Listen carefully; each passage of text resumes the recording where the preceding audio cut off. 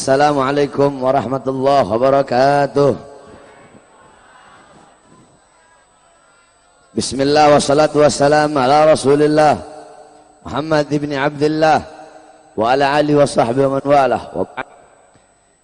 Yang saya cintai, yang saya muliakan, guru kita Al-Habib Ali Zaid Al-Abidin Al-Aidrus, Al-Habib Abdul Rahman Al-Gadri, beserta seluruh para habaib yang lain, para kiai, para asatid, Al-Habib Yusuf bin Syah, para aparat pemerintah, para tokoh masyarakat, wabil khusus hadirin hadirat, bapak-bapak, ibu-ibu, khususnya para pemuda-pemudi sekalian, umat baginda Nabi besar Muhammad yang selalu dimuliakan oleh Allah Subhanahu wa taala. Saudara-saudara sekalian yang dimuliakan oleh Allah, qala Rasul sallallahu alaihi wasallam, hubbul watan minal iman. Nabi Muhammad sallallahu alaihi wasallam bersabda, cinta tanah air sebagian daripada iman. Betul? Berarti kalau ada orang yang menyia-nyiakan tanah airnya, kalau ada orang yang tidak mencintai tanah airnya, ada orang yang mengaku Indonesia tapi tidak mencintai Indonesianya, berarti bohong. Berarti itu orang tidak punya iman kepada Allah Subhanahu wa taala. Saudara-saudara, kita duduk pada malam hari yang mulia ini dalam rangka menyambut 17 Agustus, yaitu kemerdekaan Negara Kesatuan Republik Indonesia.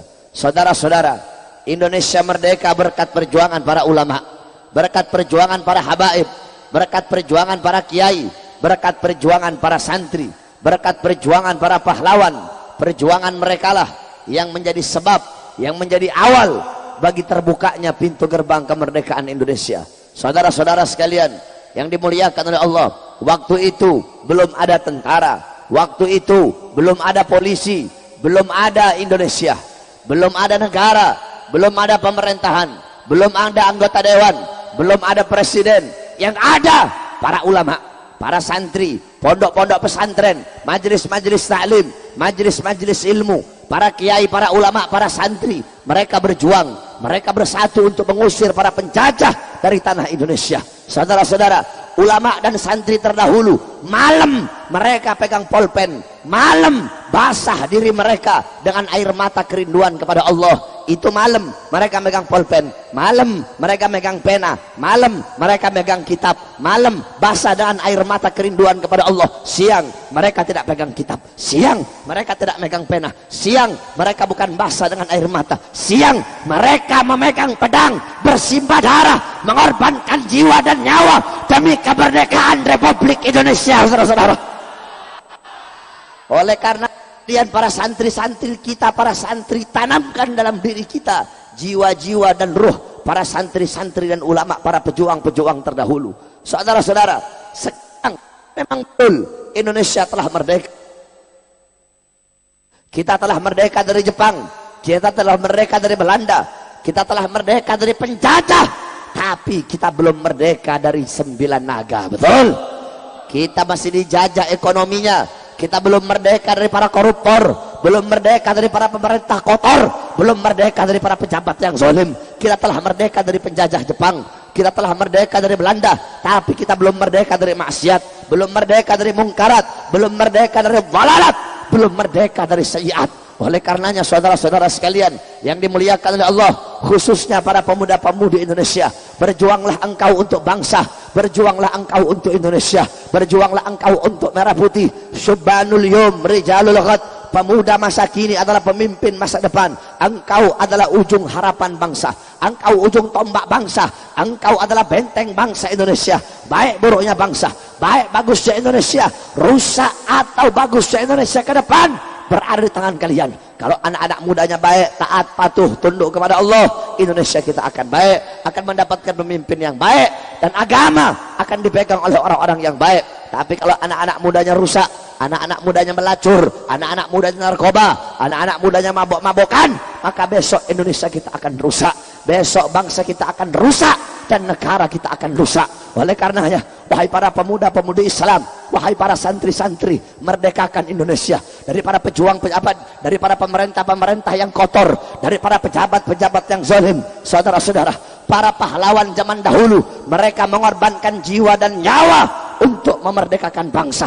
Kalau pejabat-pejabat sekarang mereka mengorbankan bangsa, mengorbankan negara, mengorbankan rakyat demi kepentingan perut dan partainya, betul?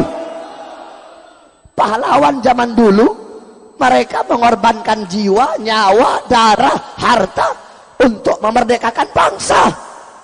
Pejabat-pejabat sekarang mereka bukan berkorban untuk negara, tetapi negara yang mereka korbankan untuk urusan perutnya.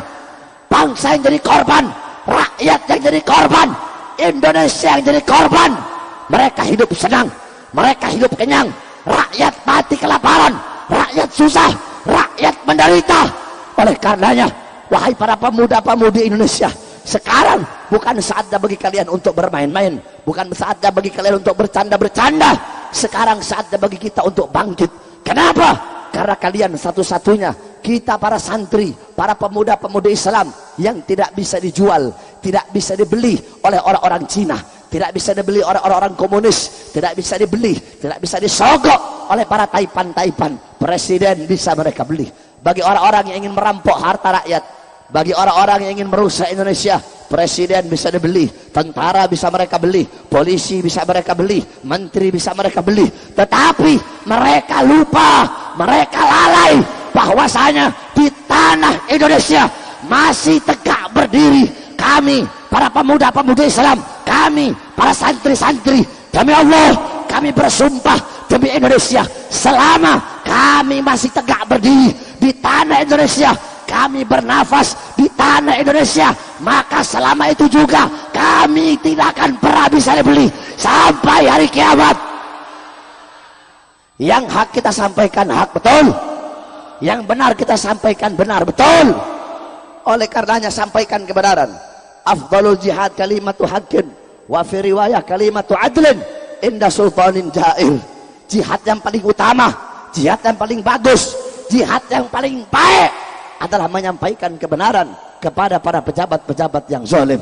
Oleh karenanya wahai para pemuda-pemudi Islam, jangan pernah engkau takut, bersatu, berkorban untuk Indonesia ke depan, agar besok 2019 kita mendapatkan pemimpin yang baik, pemimpin yang adil, pemimpin yang amanah.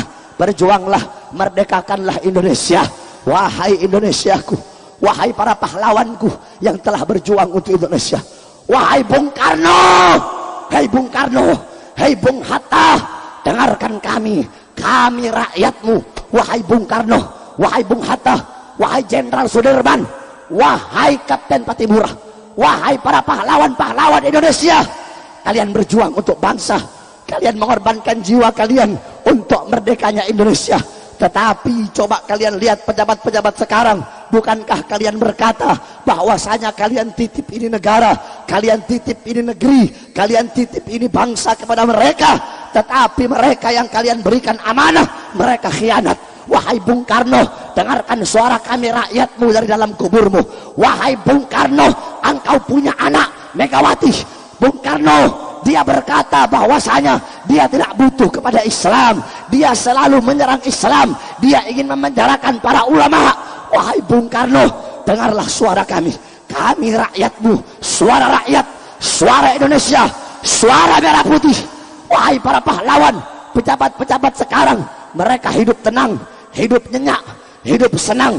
Mereka tidur di atas kasur-kasur tinggi bagaikan kaisar, mobil mereka mewah, rumah mereka besar. Padahal kalian berjuang mati-matian, kalian berdarah, kalian berkeringat untuk bangsa dan negara. Tetapi coba kalian lihat, mereka orang-orang yang mengaku sebagai penerus kalian, mereka pejabat-pejabat sekarang, mereka biarkan rakyat kelaparan, mereka biarkan rakyat mereka pengangguran, tenaga kerja mereka impor dari asing, utang semakin banyak, mereka jual bangsa, mereka jual rakyat, mereka jual aset-aset negara, mereka jual kekayaan alam Indonesia. Wahai Indonesiaku, wahai merah putihku, demi Allah, bebaskanlah dirimu.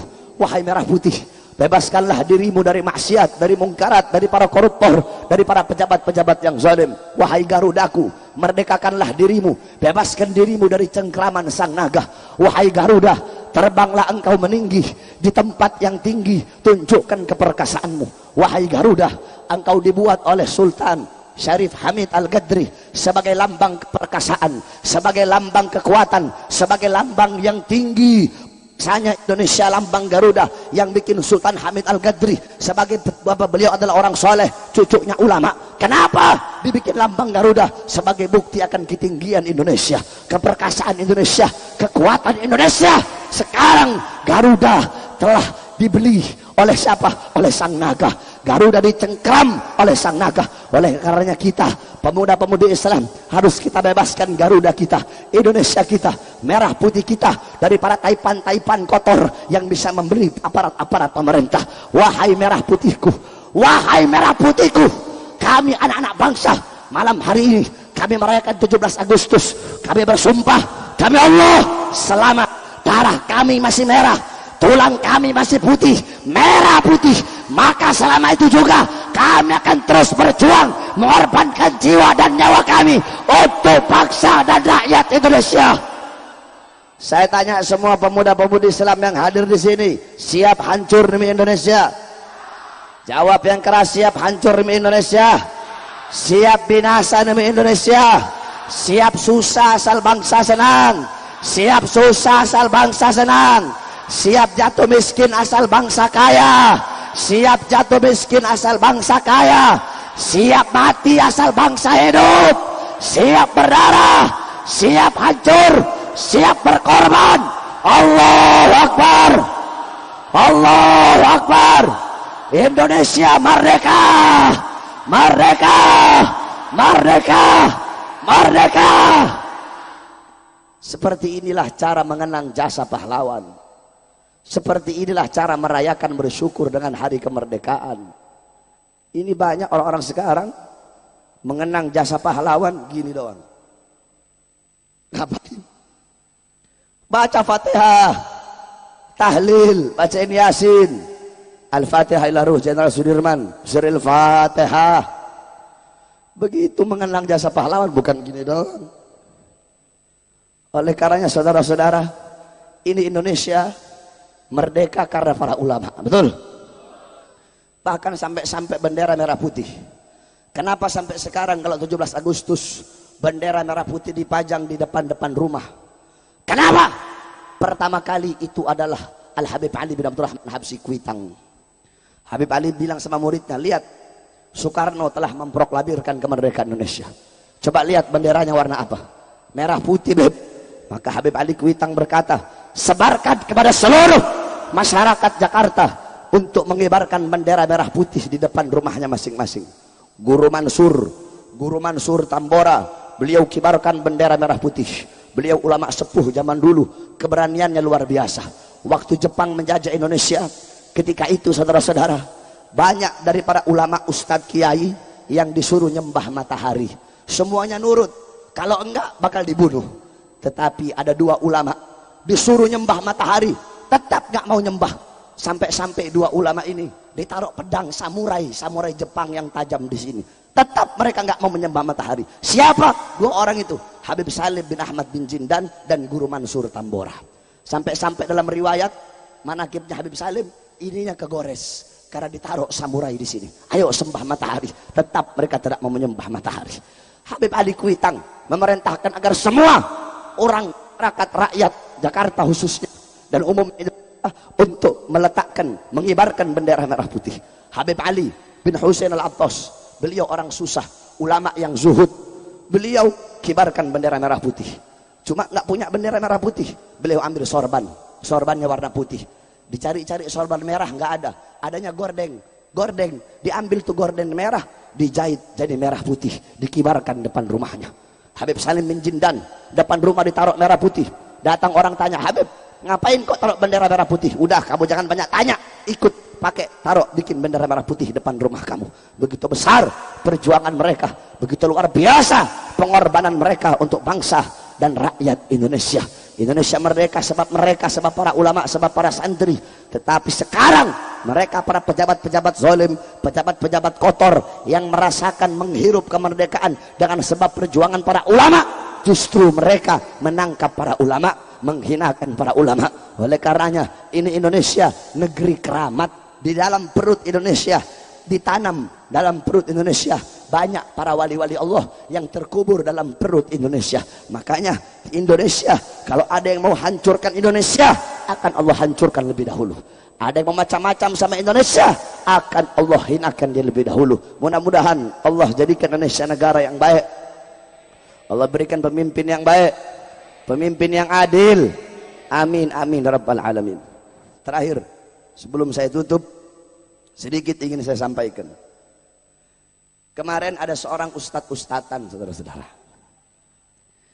Ustadz goblok, ustadz bodoh, ustadz tolol. Sekarang banyak ustadz instan namanya. Tahu? Ustadz Domi, Ustadz Supermi, bukan ustadz duit, Ustadz Supermi. Tahu Supermi? Mie instan, godok 5 menit jadi mateng. Nah, banyak yang begitu. Pondok sebulan dakwah. Banyak yang begitu. Akhirnya jadi sesat orang. Saudara-saudara, orang itu, orang belajar, salah satu syaratnya tulu zamanin, waktu yang panjang. Ya, jadi harus jangan jadi ustadz instan yang ngomong. Akhirnya kayak kemarin tuh. Wa wajadaka dhalam fahada. Allah menemukanmu dalam keadaan sesat. Jadi teh Muhammad itu sesat. Jadi kalau berarti kalau bikin maulid Beb, besok pakai sound ini lagi Beb, ganti soundnya Beb. Besok kalau apa? Berarti kalau lagi bikin maulid, berarti itu lagi mengenang kesesatannya Muhammad. Saya tanya, kacau tidak? Kacau tidak? Jawab apa jangan? Jawab apa jangan? Jawab apa jangan? Kemarin saya udah buka 6 kitab tafsir. Kamu lihat aja di Instagram deh. Udah saya post tuh di Instagram saya. Syed Bahar bin Smith. Tafsir pertama, tafsir kedua. Ada 6 tafsir yang menjelaskan tentang ayat wa wajadaka dhalam fahada. Sedikit saya jelaskan. Yang pertama, dalam kitab tafsir Bahrul Muhit yang dikarang oleh Al-Imam Abu Hayyan Al-Andalus. Beliau berkata, wa wajadaka gauluhu wa wajadaka dhalam fahada la yumkin hamalahu ala dhalal alladhi yugabilahu al-huda li'anna al-anbiya ma'sumun min dhalik. Beliau Al-Imam Abu Hayyan Al-Andalusi, beliau berkata, wa wajadaka dhalam fahada, Allah menemukanmu dalam keadaan tersesat. Ini ayat tidak boleh dimaknai bahwasanya Nabi Muhammad itu sesat, tersesat, tidak boleh. Yang dimana lawannya sesat itu adalah petunjuk. Li'annal anbiya, karena para nabi itu ma'sumun min dzalik, mereka orang-orang yang suci, orang-orang yang bersih daripada kesesatan. Wa wajadaka ai, kata beliau, wa wajadaka, dan Allah menemukanmu ai, maksudnya apa? Wajada rahtak, Allah menemukan sukumu, Allah menemukan bangsamu. Dhalan, maksudnya dhalan ai fahadahu bika, mereka yang tersesat itu sukumu, bangsamu yang tersesat, fahadahu bika, dan Allah memberikan petunjuk kepada sukumu, bika, melalui engkau ya Muhammad. Begitu. Itu tafsir yang pertama. Tafsir yang kedua, dalam tafsir Madarikut Tanzil karangan Imam Abdul Barakat Al-Imam An-Nasafi, gauluhu wa wajadaka dhalam fahada la yajuz an yafhama, beliau bilang tidak boleh untuk memaknai ini ayat bidhalal, tidak boleh memaknai ini ayat dengan kesesatan, bahwasanya Nabi Muhammad itu sesat, yakni udulu an hakim, yakni Nabi Muhammad itu melenceng dari kebenaran, melenceng dari kebenaran, wa wuqu'i fi ghayyin, bahwasanya Nabi Muhammad itu terjatuh dalam kesesatan. La yajuz, tidak boleh memaknai ini ayat seperti itu, kata beliau. Tidak boleh memaknai ini ayat Nabi Muhammad itu melenceng dari kebenaran, wa wuqu'i an ghayyin, Muhammad itu terjerumus jatuh dalam kesesatan, tidak boleh. Kenapa? Li'annal anbiya ma'sumun qabla nubuwwati wa ba'da nubuwwati, karena para nabi, karena para rasul, mereka itu orang-orang yang suci sebelum masa kenabian dan sesudah kenabian. Wahum ma'sumun min sifatil jahli, wahum ma'sumun, dan mereka orang-orang yang suci daripada kebodohan, min sifatillah wa tauhidi, daripada bodoh akan sifat-sifat Allah dan bodoh akan tauhid kepada Allah. Jadi nabi dan rasul mereka akhir dalam keadaan beriman kepada Allah. Yakni dalam tafsir Al-Imam Jamaluddin, nasya'u wulidu wa nasya'u alal iman wa tauhid. Mereka para nabi, para rasul, mereka itu dilahirkan, wa nasya'u, dan mereka itu tumbuh alal iman, atas keimanan, wa tauhid, dan tauhid, wa hum ma'sumun min ibadatil authan, dan mereka orang-orang yang bersih, orang-orang yang suci daripada penyembahan berhala, wa qaturati ahlul fiski wal isyan, dan mereka orang-orang yang suci, orang-orang yang bersih daripada orang-orang yang bergaul dengan orang-orang fasik dan orang-orang yang suka bermaksiat. Dalam tafsir yang lain dikatakan bahwasanya gauluhu wa wajadaka dhalan, Allah menemukanmu dalam keadaan tersesat. Al-murad, yakni al-murad laisa ittiba'ul batil. Maknanya, maksudnya di sini laisa al-murad bid-dhalal ittiba'ul batil, bukanlah maksud sesat di sini nabi itu mengikuti kebatilan, bukan. Li'anal anbiya ma'sumun minal isyraq, karena para nabi, para rasul, mereka orang-orang yang suci daripada kesyirikan. Far rasul sallallahu alaihi wasallam, dan Nabi Muhammad sallallahu alaihi wasallam qabla nubuwwatihi, sebelum masa kenabiannya, mu'minan bi rabbih wa mu'taqidan bi tauhidih. Nabi Muhammad adalah orang yang telah beriman kepada Allah sebelum datang kenabian. Beliau telah beriman dan beliau adalah orang yang memegang kuat keyakinan tauhid kepada Allah Subhanahu wa taala. Dalam tafsir yang lain, qaul wa wajadaka dhallan, yakni wa wajadaka khamilan la tu'raf wa la tuzkar, yakni Allah menemukanmu wahai Muhammad dalam keadaan khamilan. Tahu khamilan? Khamilan itu orang yang nggak dikenal, orang yang tidak dikenal. Yakni Nabi Muhammad dulu gak ada yang kenal siapa Muhammad di zaman itu. Yakni wa wajadaka khamilan, Allah menemukanmu dalam keadaan engkau tidak dikenal. La tu'raf, kamu tidak diketahui, tidak dikenal. Wala tuzkar, nggak ada orang yang ingat kamu, nggak ada orang yang nyebut nama kamu, tidak ada orang yang kenal kamu. Fahadahu, kemudian apa? Fahadahum, kemudian Allah memberikan hidayah kepada mereka. Fa'arafuka, sehingga mereka mengenal kamu. Itu dalam tafsir yang lain. Dalam tafsir yang lain, Al-Imam Abdullah bin Abbas yakni wajadaka dhallan fahada, dhalaluhu fi sigharihi fi syi'abil Makkah, faraddahu Allah ila jaddihi Abi Thalib. Maksudnya sesat di sini Nabi Muhammad di masa kecilnya beliau pernah tersesat fi syi'ab. Syi'ab itu jalan yang naik, itu syi'ab, jalan bukit, jalanan yang berbukit. Syi'ab namanya itu. Fi syi'abil Makkah, di jalan bukit Makkah. Nabi pernah hilang di situ. Nah, kemudian faraddahullahu, Allah Subhanahu wa taala mengembalikan beliau ila jaddi Abu Thalib, kepada kakeknya Abu Thalib. Wakila, ada juga yang berkata dhalaluhu min Halimah murdiathu. Beliau hilang dari pelukan Halimatus Sa'diyah, yakni ibu susuan beliau. Dan dalam tafsir, ini yang paling sahih, dalam tafsir Ma'alimut Tanzil Al-Imam Baghawi, kami para habaib dari semua tafsir yang paling kami berpegang teguh yaitu tafsir Ma'alimut Tanzil karangan Imam Baghawi. Gauluhu wa wajadaka dhallan fahada, maksudnya apa? Diceritakan kamagala Sa'id ibn Musayyib, sebagaimana berkata Sa'id ibn Musayyib, karena Rasulullah sallallahu alaihi wasallam, ada pada satu waktu Nabi Muhammad sallallahu alaihi wasallam kharaja ila Syam, beliau keluar ke Syam bersama pamannya yaitu Abu Thalib, fi qafilah Maisarah ghulamul Khadijah. Beliau keluar ke Syam bersama pamannya dengan iring-iringan qafilah, iring-iringan rombongan bersama rombongan Maisarah. Nah, dzatal lailah zulama, pada suatu malam itu malam yang sangat gelap, fahuwa raqibun naqah, dan Nabi Muhammad ketika itu mengendarai onta betina, an-naqah, onta betina. Faja'a iblis, di satu malam yang gelap itu tiba-tiba datang iblis. Fa'akhadha zimaman naqah, kemudian iblis mengambil zimam, tali kekang itu onta. Jadi tali kekang itu onta diambil sama iblis. Adalahu anit tariq, yakni iblis ingin menyesatkan Nabi dari jalan.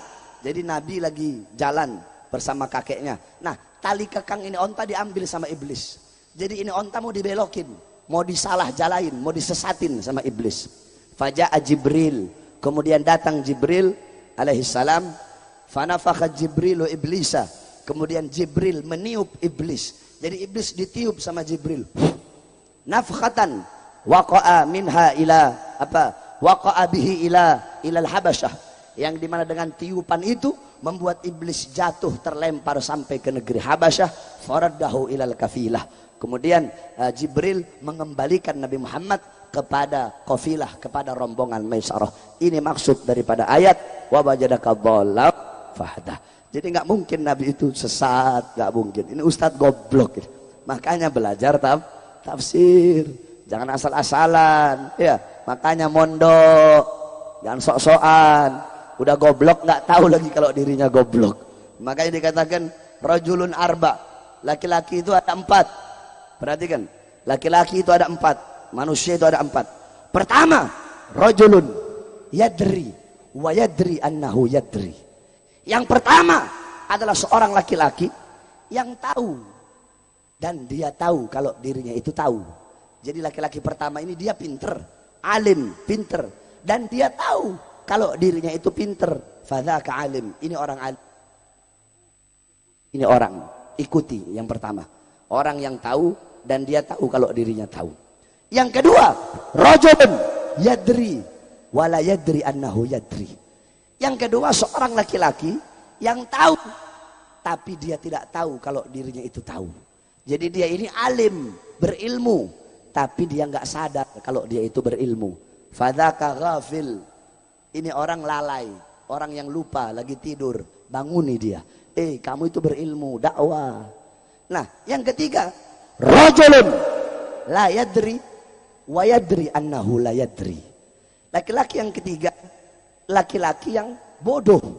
Dia nggak tahu, tapi dia sadar, tahu kalau dirinya itu tidak tahu. Jadi bodoh, tapi sadar kalau dirinya bodoh. Fadzaka mustarsyidun. Ini orang yang butuh petunjuk, maka kasih dia petunjuk. Nah, yang keempat ini nih. Yang keempat siapa? Rajulun la yadri wa la yadri annahu la yadri. Orang bodoh, orang goblok, tolol, tapi dia nggak tahu kalau dirinya bodoh, nggak tahu kalau dirinya tolol, nggak tahu kalau dirinya goblok. Mungkin Ustadz kemarin itu masuknya yang keempat ini, saudara-saudara. Kalau kata santri, jahil murakkab, goblok yang tersusun. Dibilang batu bukan batu, bukan batu. Terus apa, Beb? Hajar, fauqal hajar, batu di atas batu. Nah itu. Ya, makanya dikatakan ahlakan nas rajulani. Yang bisa mencelakakan manusia itu ada 2 orang. Siapa? Nisfu tabibin wa nisfu alimin. Dokter yang setengah-setengah sama orang alim yang setengah-setengah. Kayak Bib Ali nih, alim setengah-setengah ini, sok-sok alim. Rajula ahlakan nas rajulani. Yang bisa mencelakai manusia 2 orang. Siapa? Pertama nisfu tabibin, setengah-setengah dokter, setengah enggak. Kenapa bisa mencelakakan manusia? Takutnya salah kasih obat. Nanti orang sakit kepala dikasih pil KB sama dia. Orang sakit perut nanti dikasih obat sakit kepala. Terus salah diagnosa. Kenapa? Setengah-setengah ilmu kedokterannya. Ya, orang sakit jantung dibilang sakit lambung. Akhirnya banyak orang sekarang mati bukan gara-gara penyakit. Gara-gara apa? Gara-gara kepikiran. Padahal dia nggak sakit. Berapa banyak dokter-dokter yang tukang bohong. Ya. Perempuan harusnya hamil bisa normal, cuma dibikin jadi sesar. Banyak terjadi. Harusnya bisa normal. Kalau normal kan nggak dapat duit banyak mereka. Paling 1 juta. Kalau sesar bisa dapat 20 juta. Akhirnya apa? Bohong. Oh, ini bayinya kelilit tali pusar. Oh, ini bayinya nyungsang. Ini bayinya ketubannya ini begini-begini. Alah, banyak bohongnya itu. Ya, dokter yang setengah-setengah. Yang kedua, nisfu alimin. Yang bisa mencelakakan manusia orang alim yang setengah-setengah ilmunya. Kenapa? Dikhawatirkan bisa menyesatkan orang. Kayak kemarin tuh. Wa wajadaka dhallam fahada. Ya, Allah menemukanmu dalam keadaan tersesat, kemudian Allah berikan petunjuk. Nah, dia bilang apa? Oh, dulu Muhammad itu sesat. Nah, ya, nisfu alimin. Ya. Kalau kata saya bukan nisfu alimin, jahil, tidak ada alim-alimnya itu orang kayak begitu itu. Oleh karena mudah-mudahan Allah berikan hidayah, Allah beri petunjuk. Dan saya wasiatkan, saya bukan ulama, bukan, saya santri, sampai sekarang tetap santri. Ya. Nah, para ulama, para habaib, para kiai, jangan pernah malu untuk berkata wallahu a'lam. Jangan pernah malu untuk berkata aku tidak tahu. Idza suila amma lam ta'lam, kalau engkau ditanya satu pertanyaan kemudian engkau tidak tahu, kamu nggak tahu jawabannya, jawab la adri, saya nggak tahu, atau jawab wallahu a'lam, Allah yang maha tahu. Daripada kamu jawab asal-asalan, gengsi. Kalau nggak jawab gengsi, jangan gengsi. Imam Nawawi udah bilang, kalau ada orang alim yang berkata wallahu a'lam, idza suila amma lam ya'lam, ada orang alim dia berkata Allah yang maha tahu, atau berkata aku tidak tahu, ketika ditanya satu masalah dia tidak tahu kemudian dia jawab aku tidak tahu, itu tidak akan menjatuhkan derajatnya. Bal hadza dalilun, tapi itu adalah dalil, itu adalah bukti yang menunjukkan atas ketinggian ma'rifatnya. Imam Malik pernah ditanya 95 pertanyaan, apa 90 pertanyaan kalau nggak salah. Ditanya 90 pertanyaan, dia cuma jawab 5. Sisanya beliau jawab apa? Wallahu a'lam. Imam Haramain kurang alim apa? Imam Haramain Al-Juwaini.